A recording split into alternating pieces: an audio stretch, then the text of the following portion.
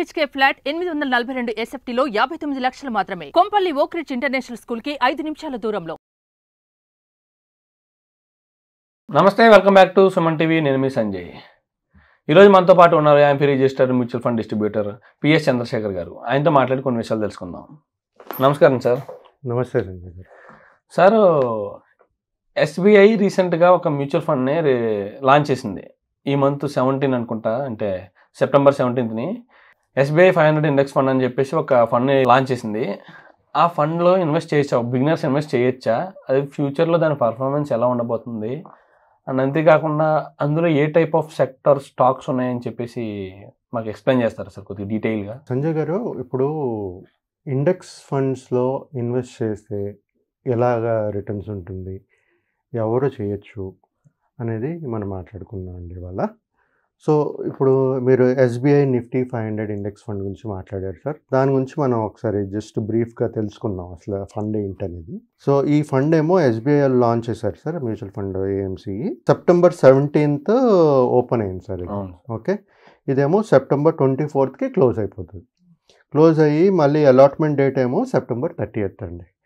ఈ index funds దీంట్లో invest చేసుకోవడానికి మినిమం అమౌంట్ లంసమ్గా చేయాలంటే 5,000 ఇన్వెస్ట్ చేసుకోవాలి sir. Okay, minimum amount 1,000 rupees. Okay అండి సార్. మినిమం సిప్ అమౌంట్ ఏమో 500 నుంచి స్టార్ట్ చేసుకోవచ్చు. సో దీనికి ఎగ్జిట్ లోడ్ 0% అండి. ఓకే, సో దీంట్లో అంటే కొన్ని ఉంటాయి సార్, ఇన్ని డేస్ లోపల తీస్తే 0.25% ఎంత ఎగ్జిట్ లోడ్ ఉంటుంది. దాని గురించి తర్వాత మాట్లాడుకుందాం మనం. సో ఇది అయిపోయింది. ఇది అయిపోయిన తర్వాత దీంట్లో జనరల్గా ఈ ఇండెక్స్ ఫండ్లో 74.5% లార్జ్ క్యాప్లో పెడతారు సార్ వీళ్ళు. 74% వరకు లార్జ్ క్యాప్లో ఉంటుంది ఎక్స్పోజర్, మిగతాది మిడ్ స్మాల్ క్యాప్లో పెడుతుంటారు సార్.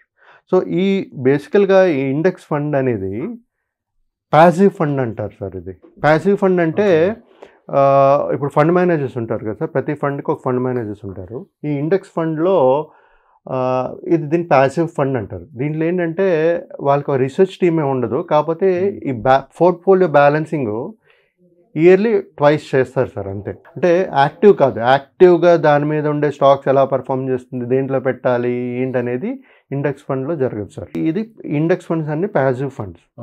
ఓకే, ఇది ఎవరికి సూటబుల్ అంటే ఎవరికైతే బేసిక్ ఇన్ఫర్మేషన్ ఉండదో మ్యూచువల్ ఫండ్స్ గురించి, స్టార్టింగ్లో సరే ఇనిషియల్గా దీంట్లో చేసి చూద్దాము ఎలాగ రిటర్న్స్ వస్తాయి ఏంటనేది, అలాంటి వాళ్ళకి ఈ ఇండెక్స్ ఫండ్స్ అనేది సూటబుల్ అవుతుంది సార్. సో అంటే అసలు టేస్ట్ చేయడానికి మ్యూచువల్ ఫండ్స్ అంటే ఏంటి అని చెప్పి దీంట్లో పెడితే ఎలాగ వస్తుంది ఏం తెలియకుండా పెట్టేస్తున్నారు అన్నమాట వాళ్ళు. ఓకే, సో అక్కడ ఫండ్ మేనేజర్ ఉంటారు, ఇయర్లీ 2 times రీబ్యాలెన్సింగ్ చేస్తారు కదా పోర్ట్ఫోలియో, పర్ఫామ్ చేస్తూ ఉంటుంది, బాగానే ఉంటుంది మ్యూచువల్ ఫండ్స్ కూడా. సో మ్యూచువల్ ఫండ్స్లో ఇప్పుడు యాక్టివ్కి వెళ్దాం సార్. యాక్టివ్ ఫండ్ అంటే ఏంటి? ఇలాగ ఈ మన ఇండెక్స్ ఫండ్స్ మోతీలాల్ ఓస్వాల్ది కూడా వచ్చింది సార్ ముందు. సో ఇండెక్స్ ఫండ్స్ అనేది ప్రతి ఒక్కరు లాంచ్ చేస్తుంటారు. ఇండెక్స్ ఫండ్స్లో కూడా ఇది SBI నిఫ్టీ 500 అని, నిఫ్టీ 50 అని, నిఫ్టీ 100 అని చాలా ఇండెక్స్ ఫండ్స్ ఉంటాయి. సో ఆ 500 అనేది 500 స్టాక్స్ మాట.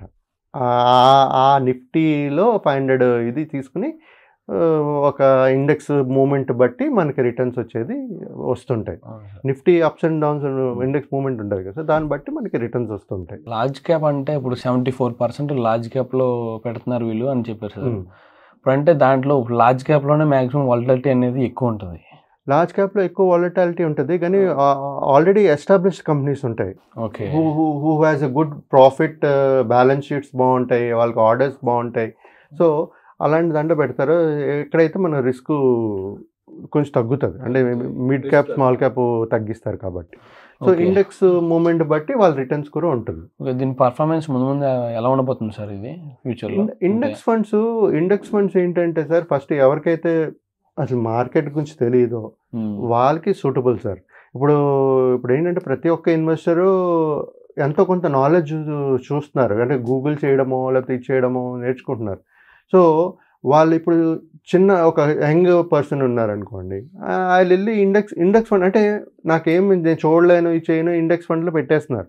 కానీ ఇప్పుడు ప్రజెంట్ సినారియో చూసుకోండి. ప్రజెంట్ సినారియో మార్కెట్ ఈ ఫెడ్ రేట్స్ పెంచిన తర్వాత మార్కెట్ పొజిషన్ ఎలాగుందంటే, ఎక్కడైతే రిస్క్ తీసుకునే వాళ్ళు ఉంటారు, చిన్నపిల్లలు ఉంటారు, రిస్క్ తీసుకునే వాళ్ళు ఉంటారు, వాళ్ళు ఏంటంటే ఫోకస్డ్గా ఉంటారు. అంటే ఏ సెక్టర్స్ బాగా చేస్తుంది దాంట్లో పెట్టుకుందాం అని చూస్తుంటారు. అలాంటి వాళ్ళకి ఈ ఇండెక్స్ ఫండ్స్ అనేది సూటబుల్ కాదు సార్. సో ఎవరైనా ఒకవేళ తెలిస్తే పర్వాలేదు, తెలియకపోతే డిస్ట్రిబ్యూటర్ దగ్గరికి వెళ్ళండి, వాళ్ళు చెప్తారు మీకు గోల్ రిస్క్ అప్టైట్ బట్టి. అవును సార్. ఇప్పుడు మిగతా ఇండెక్స్ ఫండ్స్ లాగే వీటికి కూడా గోల్స్, టాలరెన్స్ ఇలాంటివి కూడా సేమ్ ఉంటాయా సార్, వేరు వేరు ఉంటాయి అంటారు? ఇప్పుడు ఇండెక్స్ ఫండ్స్కి నార్మల్ యాక్టివ్ ప్యాసివ్ ఫండ్కి యాక్టివ్ ఫండ్కి చూసుకుంటే సార్, రిస్క్ అనేది ప్రతి దాంట్లో ఉంటుంది. ఇండెక్స్ ఫండ్లోనే ఉంటుంది, దీంట్లో ఉంటుంది, కానీ యాక్టివ్ ఫండ్స్లో కూడా ఉంటుంది. కానీ యాక్టివ్ ఫండ్స్లో ఏంటంటే ఫండ్ మేనేజరు రీసెర్చ్ టీమ్ ఉంటుంది, వాళ్ళు అనలైజ్ చేస్తుంటారు, ఏ కంపెనీస్ బాగా చేస్తుందని చూస్తుంటారు. దాన్ని బట్టి వాళ్ళు కరెక్ట్గా నెక్స్ట్ ఫ్యూచర్ ఏది బాగా చేస్తుంది అనేది ఒక ప్రిడిక్షన్కి వచ్చి దాంట్లో సజెస్ట్ చేస్తుంటారు. ఇండెక్స్ ఫండ్ ఏంటంటే ఇండెక్స్ పెరుగుతుందా లేదా, ఓవరాల్గా పెరుగుతుందా లేదా.